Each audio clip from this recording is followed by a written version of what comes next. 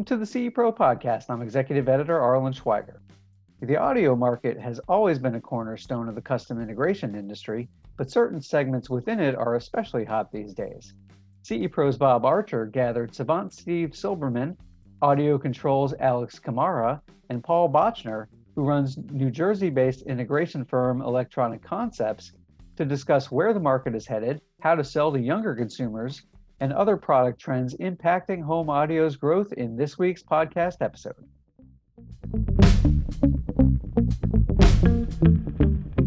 Hi, I'm Bob Archer. I'm Senior Editor with CE Pro Magazine, and today I have an illustrious panel of audio experts here to talk about the future of audio. I have Paul Bochner, owner and president of Electronic Concepts in Rochelle Park, New Jersey. How you doing, Paul? How's it going, Bob? I have Steve Silberman from Savant. Steve, how you doing? Great. Good to see you, Bob. Steve, by the way, is business development audio is his title at Savant. And I have Alex Camara, CEO of AudioControl. How are you doing today, Alex? I'm great, Bob. Good to be here. Thanks for asking. Thank you. We are going to dive into a topic that will spawn endless debate, but we're going to try to tackle this within a relatively short amount of time. So with that being said, I want to get right into this. And I'll start with you, Paul. What is the current state of the home audio market, in your opinion? I think it's stronger. I think it's stronger than it's been in a long time, mainly because people are home and actually in front of some of their stuff for a while. I think the demand for it is getting better. I think that some of the things you and I have spoken about in the past are that, maybe the marketing side isn't as strong as we would love it to be, but I think it's there. I think, we have a duty to do right now and give people what they need and help educate them on the performance audio side of things. Okay. Alex, from your perspective as CEO of AudioControl, where do you think the audio market is currently here in 2021? I love Paul's comment about perspective. I mean, for us, a reset has happened. There's been a reset in the market in the last year, no doubt about it. Through all generations, but particularly through, I think, Millennial, Gen Y, Gen X, where people are at home more. There were different experiences.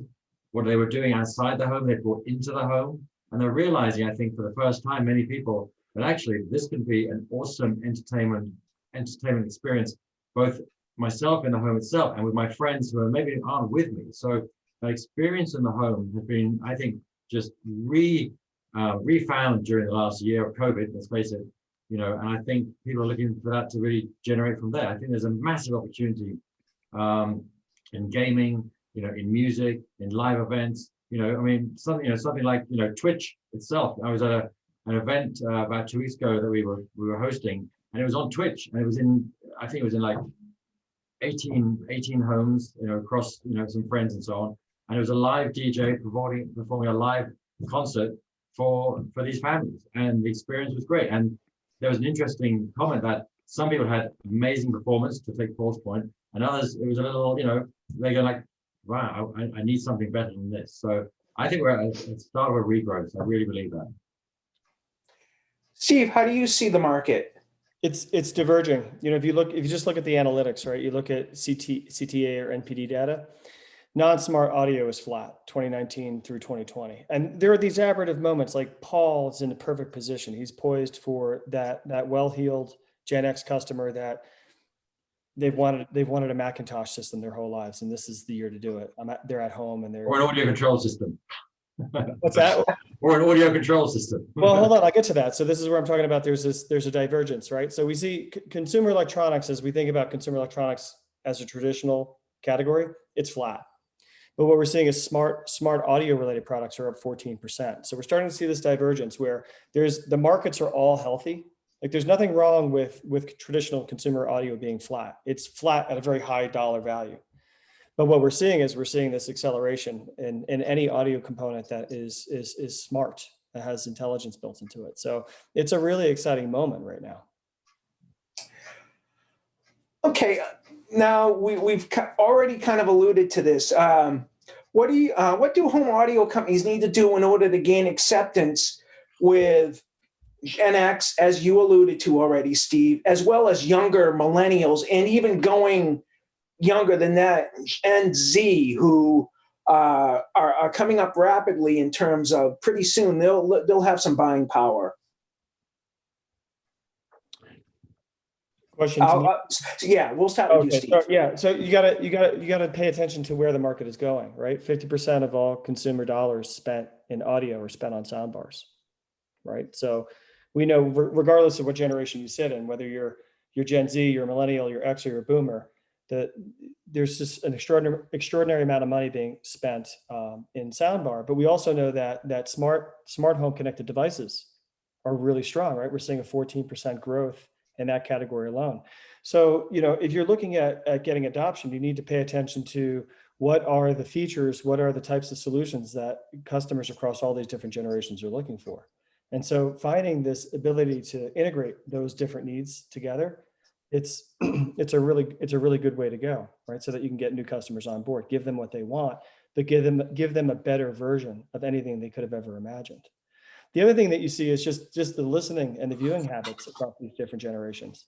So with Gen Z, they have this interesting consumption style where they want to consume the same content across multiple platforms. Gen Z they want to listen to their music in Spotify, and then they want to jump to YouTube and watch the same exact artist on YouTube, and then they want to go to their TikTok page, and then they want to go to their Instagram page, and they want to circle back and land back in Spotify. Where we don't see that with baby boomers and Gen X. That's typically someone in my age group. They want to sit in and listen on their streaming service, and maybe they'll go look at the video, but they're not consuming the same music across so many different platforms. So as you're designing these products, you're thinking about the market, you have to be, these products have to be addressable to all these different generations so that you can appeal to everyone. Okay, Alex, what are your opinions in this area? How do we as an industry get these various demographics to accept and buy our products? Bob, I think Steve's right in much of what he said there. And I think I would extend it by saying there is a lot of people who are reliant on the soundbar market today. Okay, definitely. It's a very good market. It's growing like crazy and so on. But it only takes you to a certain point. And I think part of that is education that's needed because people don't know what they don't know. And I think a lot of the millennials, Gen X, Gen Y, when they start to experience beyond a soundbar, when they start to experience a bigger system, when they start to get that whole immersive feeling, and let's not forget that immersive feeling is so powerful when they've got the goosebumps going. And I think part of that is people don't know, and the second part of that, I think, is that we need to do some education around the fact that it doesn't need to be complicated. But I think a Gen X or a younger consumer is not necessarily looking for a fully fledged theater yet, maybe in their life and so on, but they want a great experience in their main room, great experience in their living room. And I think, that can be a simple 5.1, it can be a 7.1 system. It doesn't need to be necessarily the biggest system, yet. Okay? And I think when they experience that, and you're going to go back to this concert, this sort of in-home concert that we had with friends, across a bunch of houses recently, the people that had this amazing sort of diversification into, that experience were blown away. And I think I would extend on Steve's point, which is also that the content itself is driving some of that. Whether it's YouTube, whether it's Twitch, whether it's live concerts, live on different streaming platforms, that's a large part of this as well, and people want to be able to have that as a community. So I think this community feel and then bringing audio into that. And then again, headphones are part of it, soundbars are part of it, but I think we have a great opportunity. And I think Paul's, in a really, interesting place at the moment to try and take that into the home, and particularly in the great rooms, particularly in the, in those communal areas in the home where you can't necessarily bring, 30 people into one home at the moment. It's pretty awesome experience and opportunity. Okay, Paul, I know you have some strong opinions on this very topic. Can you share those opinions with the audience? Yeah, and I'd like to say, it's perfect. Steve and Alex both answered the two halves of what I would have went at from two different perspectives. I agree with Steve. We're giving the people what they want, right? And trying to give them a better product in that space is certainly where we should all strive to be, right? People are buying sound bars because we've allowed them to buy sound bars. And if we can get them to buy better sound bars, that would be great. where I would trail off and go into more what Alex was saying about the education of that is I would love to educate people that that's not the only thing that we can get, right? Like there are other options. You know, there are giant dyno audios like behind Alex or Magico speakers behind me. And I think as an industry as a whole, you know, and this is integrator, this is manufacturer, this is medias, we're not educating anymore. You know, high-end audio or performance audio video isn't sexy anymore. It's lost that, you know, it's lost that flair and it's lost that education, at least in the Gen Y and the Gen X scenario. So, you know, I would love to see us all together pushing that. You know, yes, we got to push the sound bars and we got to push smart home and we got to push immersive theaters. But we got to get back to this. This is cool. You know, people do still want this. We're just not putting it in front of them. We've kind of accepted the norm. And I'm not okay with the norm anymore. I think, you know, we all got into this because we loved audio or we loved video or we love music or we love concerts. You know, and we've gone so smart. And again, you know, we're a huge Savant dealer, right? So Steve knows I'm coming from a place of both sides of this, is that I feel like we're losing that performance feature. Like what I think is performance and what a typical Gen X or Gen Y thinks is performance are so drastically far apart at this point, you know? So I would love to see us, you know, band together, you know, cry for, you know, a war cry of let's get back to this, like, let's teach what performance is. I agree with everything that you guys said. There's a couple of things I wanted to add to that. I think seamless integration from on the go to in the home, how I use my music. I love Spotify Connect. I love being in the app. I love seeing all the recommendations. I love watching the ticker, the scroll on the side, watching and seeing what all my friends are listening to. I'm constantly. And it's funny, you find specific friends that you want to click on whatever they're listening to. That experience, that transition has to feel seamless as you come into the home. And then the other point, you know, to what Paul's saying about performance, I think all generations are demanding not just better sounding product. If you can show it to them, they want great looking product as well. You're seeing a huge boom in products that look good and sound good. So I think industrial design is important. I think the seamless transition from on the go to in the home is important. And I also think, I mean, not to make a plug here for Savant, but I think that, you know, a client who's buying a system like what's behind Paul, you know, when you buy a big stack of Magico and Macintosh, there's no reason that client doesn't want lighting control to go along with that. That client wants the whole experience where everything works at the home in tandem. I'd imagine, Paul, you know, a significant percentage of your Macintosh sales include lighting at this point. Yeah, I mean, so like this room is, you can't see it in my camera, but this is full USAI deployment, full colored lighting. So when someone comes in here and they want to sit and enjoy a very expensive audio experience, they're not just getting the sound experience, they're getting the comfort, you know, the mood is being set. So yes, absolutely, Steve, like it's not just about the audio, it's about tying all the performance together. And I'll add one more thing I saw today because it's so relevant to what we're talking about. I just saw, I think Ryan Donaher from Meridian posted it. It looked like it was a Spotify hi-fi ad, but it was an interview with Billie Eilish and Phineas, her brother.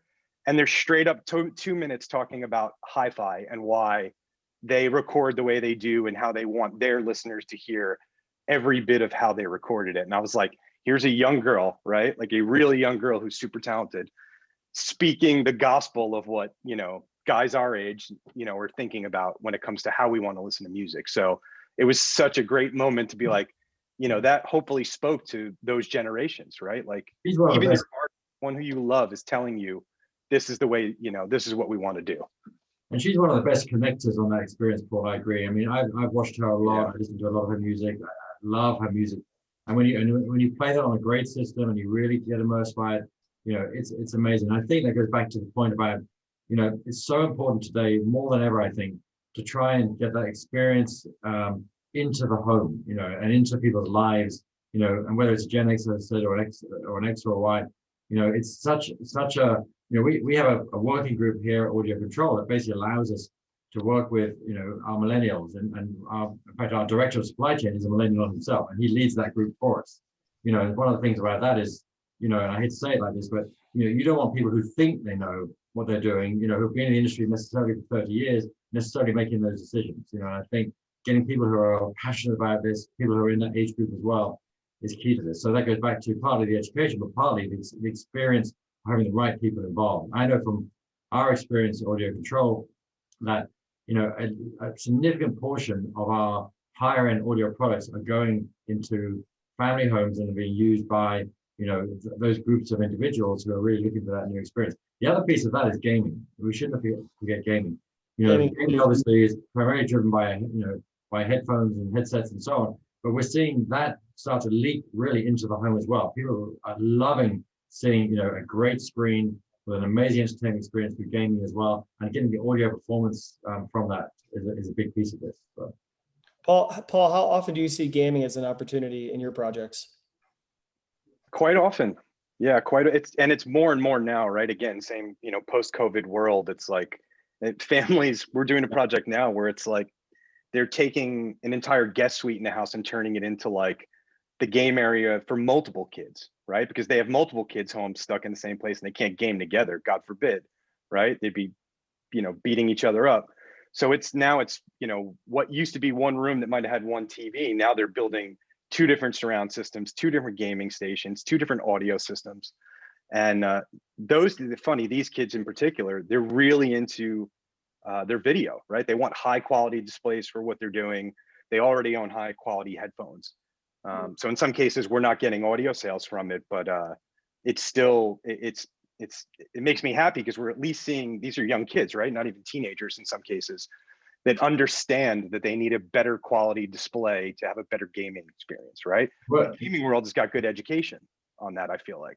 We just we work with a dealer in Northern California who just put 2 gaming rooms into 2 young, rap artists' home, who actually the homes are next door to each other. It's quite an interesting story. I can't say who, but they just put 2 gaming rooms into your point, Paul. And I haven't been in the rooms, but I've seen pictures and so on, and I've heard about the experience. And that's not for everybody. I get it, but you can take a subset of that into most people's homes if you want to. Yeah, Bob, if I were to summarize though, I mean, your core question is how do we get acceptance across all these different generations? There's so much, the market data out there today is so sophisticated. You can look at market data and you can look at demographic data and you can find convergences there. And if you're paying attention to that, you can find gold and find really good product opportunities that really speak to all of these different constituencies. And the other side, sorry, Bob, the other side is, from an integrator perspective is, of course, the marketing, right? Like I follow everybody in the industry. I try to follow as many other integrators and the vendors and, same thing. I'm looking at the metrics, like Steve's saying. I think a lot of people are just on there just posting, and they're not looking like, do people care about this? Do people care about what you're posting? If your intention is to just show what you're doing, great. But if your intention is to better your business, better the industry, better the experience for the customers, you've got to really look at these metrics, and we see it a lot too. There's certain products I can post a picture of and get engagements, get conversions, get calls to the store. And that's just us as a small integrator doing that. If the global scale was doing this, manufacturer, integrator, industry, media industry, we'd see a lot more adoption, I think, along with the education, of course. There's something.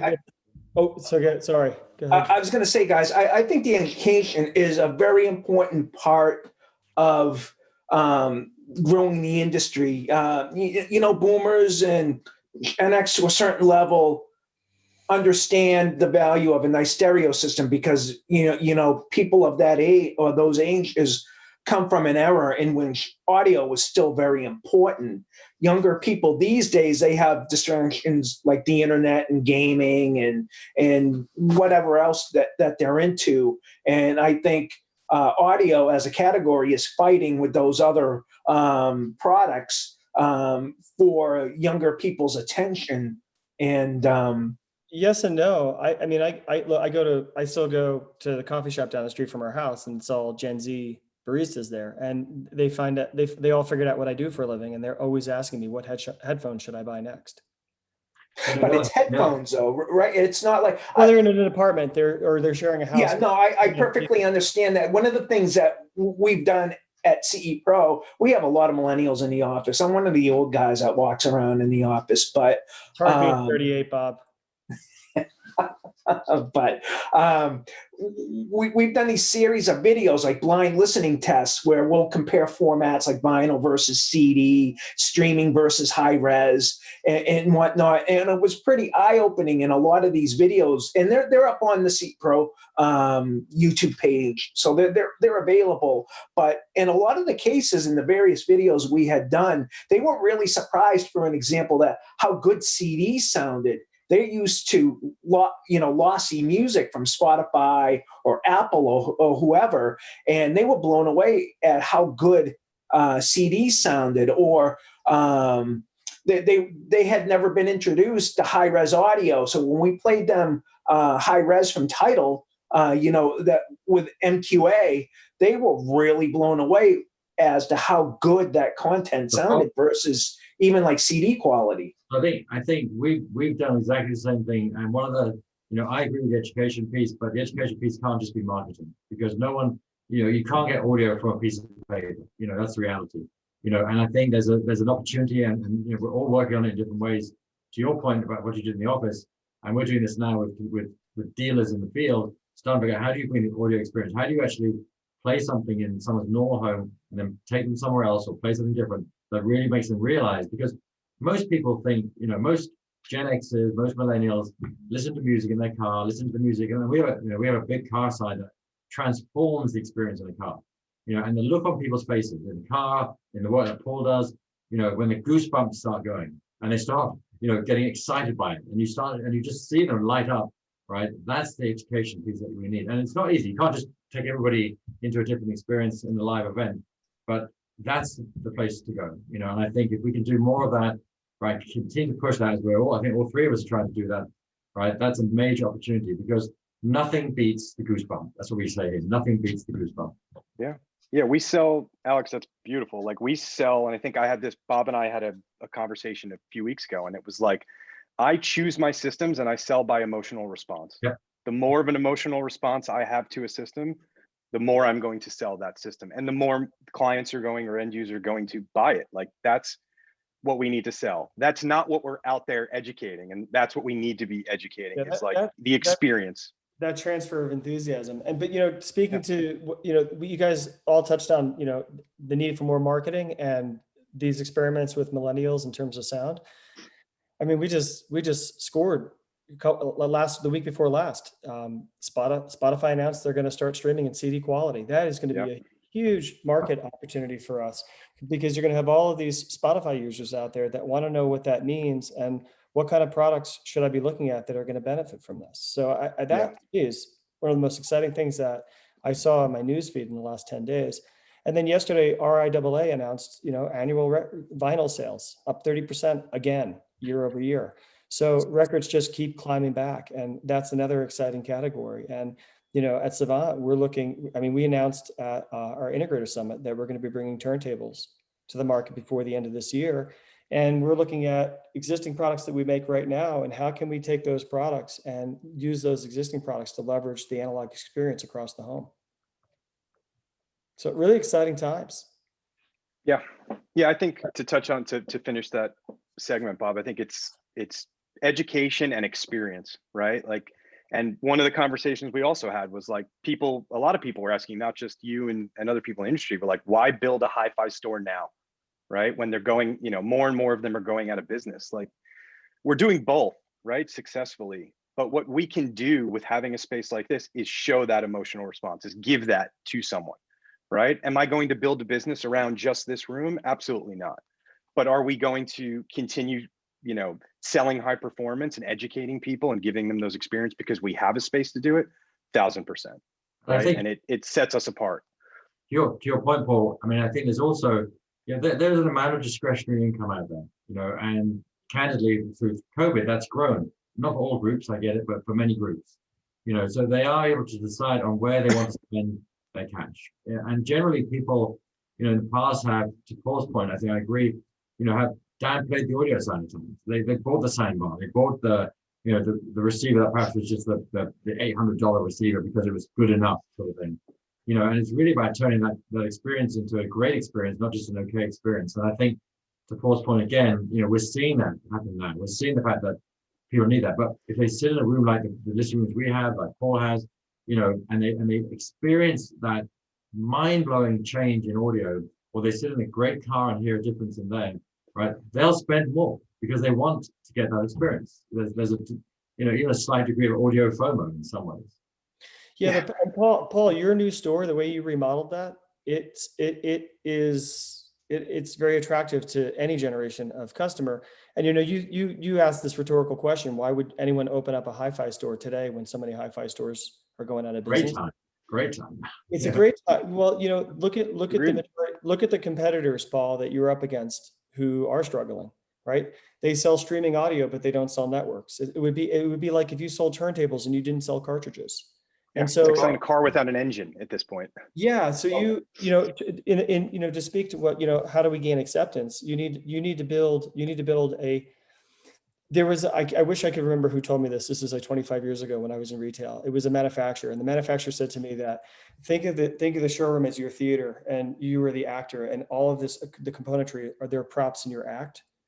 And when somebody goes into some of these older stores that are struggling, their theater, their stage, their performance, the props, they're not completely relevant. And this is part of the challenge that those stores have in terms of gaining market acceptance with all of these different customers that we're talking about, these different generations. But if I were to walk into Paul's store, if I were to send a buddy of mine from high school into Paul's store, or a buddy of my buddy's kid from high school, like it wouldn't matter if they were 20, if they were 40, or if they were 65, they'd feel comfortable and juiced up in Paul's store. So part of that market acceptance is building the appropriate stage and putting on the appropriate performance. And so we saw last year, I think something like 30% growth in the number of demo installations that we supplied on the high-end audio side. People like Paul and so on, who basically dealers that during COVID, I think recognize that now is the time not just to spend time improving our demo experience, but also it's needed. It's not just about catching up, it's needed. And that was a big part of the second half of the year for us, was actually supplying product to dealers to update their demo theaters and rooms and so on. Alex and Steve, I'll ask you both this. Do you think that working with dealers to make these demo systems more accessible is a big key to elicit the response that Paul and dealers are looking for to elicit that visceral response from consumers to get them emotionally involved? Big time. I mean, it's probably one of the things that we, from a marketing point of view, that we spend most on, which is discounting for demo rooms and experiences. We do probably, last year we had a 30%, I think it's 30-40% nearly increase in demo funding, right, to dealers. Okay, and I've been out, seeing a lot locally. I haven't traveled too much in the last year, but the experiences we're getting, what we're seeing on YouTube from those dealers, has been a transformation for many of them. Some would say they should have caught up a long time ago, but many, right, are actually doing it for the experiential side that Paul just talked about, where they want to bring people in to have that experience. And also, there's a degree of, I can't go into someone's home like I used to, perhaps, to some extent. And I can't really take the audio experience into someone's home the way I'd want to. I have to take them somewhere. And why not bring them to me and enjoy that experience as well? Yeah, there's a direct correlation with our integrators. There's a direct correlation between what they sell and what they have on display in their showroom. Even if Paul doesn't have somebody coming into a showroom, if Paul and his team or any of our integrators and their teams are socializing with a product and they're using it and they love it and it gets them excited, and when they're doing their system designs, they're listening to music on that system, that's the system they want to specify. So yeah, at Savant, we're really bullish on on demo systems, and we have a generous program for our integrators so that they can put what products are relevant to them and to their marketplace. They can put that into their showroom and demonstrate that. So yeah, what the demonstration is, whether the demonstration's for the integrator themselves, just living with it, or the demonstrations being used for the clients, it's incredibly important to us. There's another thing I just want to touch on with what Steve said, is there's an aspect of entertainment, an aspect of audio that I think drives this almost more than anything in our opinion, and it's bass, and bringing bass into the music, bringing bass into the experience. And it's just been fascinating for us. In the last year, we've launched subwoofer amplifiers and many other different bass products. And when you bring bass into it, music, this is an exaggeration, but music is nothing without bass. It's fun. You can argue that, but it's true. What's interesting about that, Alex, is one of the categories that we saw the most growth in last year was in one of our subwoofer products. Saw just extraordinary growth last year. Yeah. I was saying I agree. I agree. So I think taking that experience of base into this experiential side that Paul's talking about and Steve's mentioning is a key part as well. I mean, it's that alone can be a selling tool, an experiential tool. And I'll piggyback on that quick, just from the integrator perspective. There's two amazing companies to deal with, for all you integrators out there. If you're not, I mean, you can't see my entire showroom here, but if a lot of you have probably seen the videos we put out. I mean, we have a Savant Experience Center. I mean, it's literally a New Jersey Experience Center for Savant. And we could not have done that without Savant having the program that they had to make this happen, right? Like, they went deep with us, right? And if you're not familiar, get in touch with Steve or get in touch with your reps and talk to those guys, because, as much as we talk about audio, to kind of Steve's earlier point, like, it's got to be easy to use and it has to be automated. And that's what you see the minute you walk in my door. You don't walk in our door and see this stuff. You walk in and see a show space.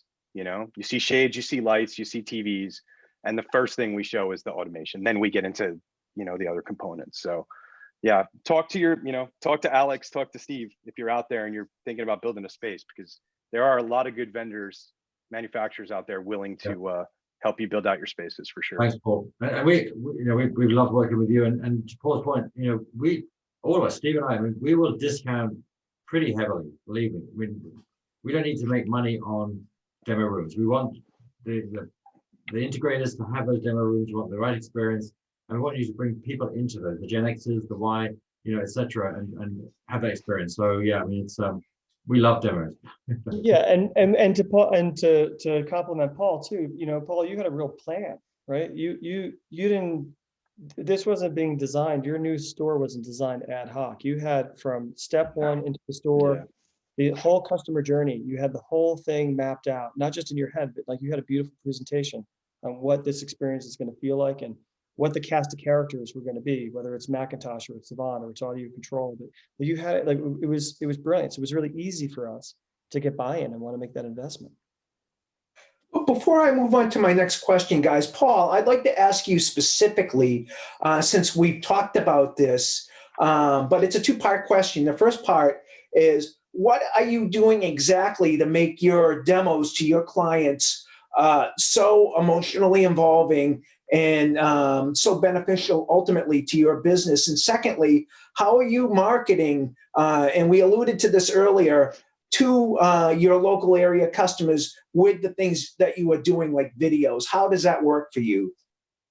Okay. So the first part, I mean, that's a tough question, but I'll start by saying this, like, understanding your customer and asking the right questions to understand what it is that they're actually looking for is step one, right? Like, I would never, it's harder, but sometimes people do just walk in off the street and you have to try and figure out what it is that they're looking for. I can't just go, hey, check out my Magico speakers. Like, they're going to be like, how much do those cost? Okay, bye. Nice to see you. It's really an interview, right? Like, you should be interviewing customers. And if you haven't done that, I'm going to use the term interview, and gotten some piece of information to help you decide which way I turn next in my space, then you're failing, right? Then as a sales pitch, you failed because you have no idea what they want, what they're looking for, and how to steer them. So I hope we keep saying the word education. Even in this thing, it's an education that I have to get from that customer and to understand what it is and which direction I should push them, which in a space like this is cheating because we have everything, right? So they could walk in and go, ooh, chairs. I was looking for chairs. Ooh, shades, ooh, lights, but I'll let them do that, and then we'll get to the point where we start our journey through the space and we start talking about different things. And then eventually maybe we end up in this room and I say, hey, have you thought about performance audio? And then we go through that. So it's having that plan set. And like, I'm sure both of these guys have when they do demos or when they're at CEDIA doing, a room, it's like, you have a plan, what you're going to say to me as an integrator, or how you're going to get me to buy that product or get me excited or induce that emotional response so that I'm interested, whether it's from a tech perspective or from a performance perspective. And on the marketing side for us, we've always gone at Instagram pretty hard, right? And Instagram was, I've kind of seen is pretty good from like the 25 to 55 range. And we target ads, you know, people that don't understand this, like, you know, we can put out a video on Instagram, right? It could be on YouTube, it could be something pro, it could be even a quick thing. I'm targeting those videos and I'm targeting to specific areas with specific criteria, right? Are they into audio? Are they into video? Are they into interior design? And I'm creating those promotions based on that, because for me to put out a video that just goes all over the world to get likes does me no good, right? It doesn't do electronic concepts any good. That's just, then I'm just Insta famous, which is not my goal in life, right? Like that doesn't turn into anything for us as a company or me as a person. What I want is conversions, right? I want to know that we've put something out into the ether. This is this cool product or this cool experience that we believe in and that we love. And I want people to see that, and I want them to contact us for that, right? That helps me, that helps Savant and AudioControl, it helps the industry as a whole. And there's a map for that, you know? Instagram and YouTube are the two that I use the most, right? YouTube has been a recent one for us, last couple of months since we did all those like pro video shoots. But I looked yesterday, I think the showroom tour video we have is at like 130,000 views in just over a month. And that's targeted just in the tri-state area, that video. That's crazy. That's amazing, boy. That's crazy. That's great. Yeah, and the hi-fi one we did is at, I think, 80 or 90, and actually it's probably close to 100,000 by today. And that's a hi-fi specific video where there's really nothing else in it other than this room. And we could talk about metrics. I know Steve, I love it. He's a metric guy like I am. I look through all the YouTube stuff and I can see where people watched it, how long they watched it, right? And like the average watch of our YouTube videos is like 85% of the video, which is huge. It means we got their attention and they're sticking around until like we're phasing out, you know, we're phasing out of the video. So you can not only get work from that, but you can use those metrics to figure out your next video, right? They were into this, they weren't into that. Okay. My last question for the entire panel is, what should consumers expect in terms of a user experience, and what in terms of user experience are products lacking today when we think about modern audio products? And I'll start with you, Steve. Ease of use and that transition from on the go to in the home, that transition has to feel seamless, right? I move what I'm doing in my car and what I'm doing on the go and what I'm doing in the home there needs to be a relationship there. So that's really important. It's got to be easy to set up. It's got to be intuitive to use, right? When I take something out of the box and I set it up, if I'm setting it up on my own, it's got to feel easy. And you know, our products are more of a do it for me, right? So from that perspective, when Paul and his team take products out of the box, they have to be very easy and intuitive to use and to set up, right? And then that user experience that the homeowner finally winds up with, that's got to feel great. It's got to look great. It's got to feel great. It's got to be intuitive. And it's also got to be empowering, right? The homeowner wants to be able to make decisions, and the homeowner wants to be able to create settings and scenes, you know, as they interpret their home experience. So I think the big thing is obviously the user experience, which is what we're all about at Savant, right? We invest considerably in our UI, but there's also just that seamlessness as I move in and out of the home that's critical. And then you cannot emphasize enough performance. The product has to wow. It's got to blow people's minds when they see it, when they hear it, when they experience it. Every time it's got to just dazzle and delight. Okay, Alex, and your thoughts? Yeah, I would add on, integration, right? Ease of integration is key to this, the way that the different products work together. I mean, I think certainly the seamless approach to that is vital. I think also backwards and forwards compatible. I mean, more and more, all of our products now are backwards and forwards compatible, and people want that more and more. They don't want to buy a product and then find out in 4 years it's completely obsolete. They want to be able to continue to build a platform, build a experience in the home. So I think that's a key point. And then the user experience, whether it's on their iPhone, their iPad, how that integrates into all of our products and into what Paul's doing, throughout his projects is key. We work closely with Savant, obviously, on integration of their command protocols in our products. So having that being invisible, as we say, to the consumer and is important. And then I think just goes back once again to that experience. the user, wants to experience, wants to believe in it, wants to love it, wants the goosebumps, doesn't want to worry about, how it got there, and whether we talk about ER, we talk about all these different, protocols and so on, which are really important to that experience. But the most important thing is to make it seamless, integrated, and fantastic. Okay, Paul, if you could share your thoughts and close us out for today. Yeah, I think that's these guys both have hit it on the head, right? It's got to be seamless.